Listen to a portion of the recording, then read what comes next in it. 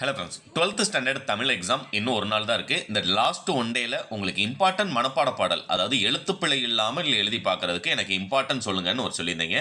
ஒரு 5 மனப்பாட பாடல் சொல்கிறேன். கண்டிப்பாக அந்த 5ல் ஒன்று வந்துடும். ஆனால் ஆல்ரெடி எல்லா மனப்பாட பாடலுமே நீங்கள் படிச்சிருப்பீங்கன்னு தெரியும். அப்படி இல்லை அப்படின்னம்னா லாஸ்ட் ஒன் டேயில் இது எல்லாத்தையுமே ஒரு தடவை எழுத்துப்பிழை இல்லாமல் எழுதி ப்ராக்டிஸ் பண்ணிக்கோங்க. ஃபஸ்ட்டு இயல் 1ல் இருக்கக்கூடிய தண்டி அலங்காரம். உங்களிடை உயர்ந்தோர் தொலை விளங்கி எங்களு நெருங்கியாளத்து இருளகற்றுமாங்கவற்றுள் மின்னேர் தலியார் வெங்கதிர் ஒன்று ஏனையது தண்ணீர் இல்லாத தமிழ். இந்த ஒரு மனப்பாட பாடல் நல்லா தரவு பண்ணிக்கோங்க. அடுத்து கம்பராமாயணத்தில் இருக்கக்கூடிய 2 பாடல்.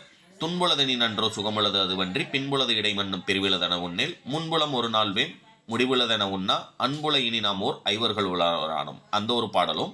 குகனோடு ஐவரானும் பின்பு குன்று சூழ்வான் மகனோடு அறுவரானும் எம்முளை அன்பின் வந்த அகனமர்ந்த காதலைய நின்னொடும் எழுவரானேம் புகழருங்கானம் தந்து புதல்வரால் பொழிந்தான் நுந்தை. இந்த ஒரு பாடல் படிச்சுக்கோங்க.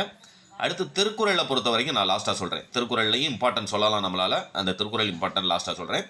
அதுமாதிரி இதில் வெற்றி பெற அப்படிங்கிறதுல இருக்கிறதுல விண்வேறு விண்வெளியில் வியங்குகின்ற வெண்மதியும் செங்கதிரும் வேறு. இந்த ஒரு பாடல் படிச்சுக்கோங்க. அடுத்ததாக தெய்வமணி மாலையில் இருக்கக்கூடிய ஒருமையினுடன் நினது திருமலரடி நினைக்கின்ற உத்தமர்த ஒரு உறவு வேண்டும். இந்த ஒரு மனப்பாட பாடல். ஆக்சுவலாக இது லாஸ்ட் இயரே கேட்டாங்க, இந்த வருஷம் கேட்க மாட்டாங்கன்னு யாரும் நினச்சிடாதீங்க. ஆனால் அதுவும் இம்பார்ட்டன்ட் அப்படிங்கிறத ஞாபகத்தில் வச்சுக்கோங்க. அதுமாதிரி சிலப்பதிகாரத்தில் இருக்கக்கூடிய குழல் வழி நின்றது யாழே யாழ்வழி தன்னுமை நின்றது தகவே தன்னுமை பின்வழி நின்றது முழவே முழவடு கூடி நின்று இசைத்தது ஆமந்திரிகை. இந்த ஒரு பாடல் படிச்சுக்கோங்க. இப்போ நான் சொன்ன மனப்பாட பாடல் எல்லாமே படிச்சிருந்தீங்க அப்படின்னம்னா கண்டிப்பாக உங்களால் ஒரு மனப்பாட பாடல் அட்டன் பண்ண முடியும். அடுத்த திருக்குறளை பொறுத்த வரைக்கும் இம்பார்ட்டன்ட் என்ன அப்படிங்கிறது அப்படியே நான் மார்க் பண்ணி சொல்கிறேன். ஃபஸ்ட்டு அது என முடியும் குறள். அன்பும் மரணம் உடைத்தாயினில் வாழ்க்கை பண்பும் பயனும் அது படிச்சுக்கோங்க. அடுத்தது அரிது என முடியும் குறள். செய்யாமல் செய்த உதவிக்கு வையகமும் வானகமும் ஆற்றல் அரிது. அது படிச்சுக்கோங்க. அடுத்து நன்று என முடியும் குறள். நன்றி மறப்பது நன்றன்று நன்றல்லது அன்றே மறப்பது நன்று. அடுத்தது பார்த்தீங்கன்னா பொருள் என முடியும் குறள். அக்காமை செல்வத்திற்கு யாதனின் வெக்காமை வேண்டும் பிறன் கை பொருள் அப்படிங்கிற அந்த ஒரு குறள் படிச்சுக்கோங்க.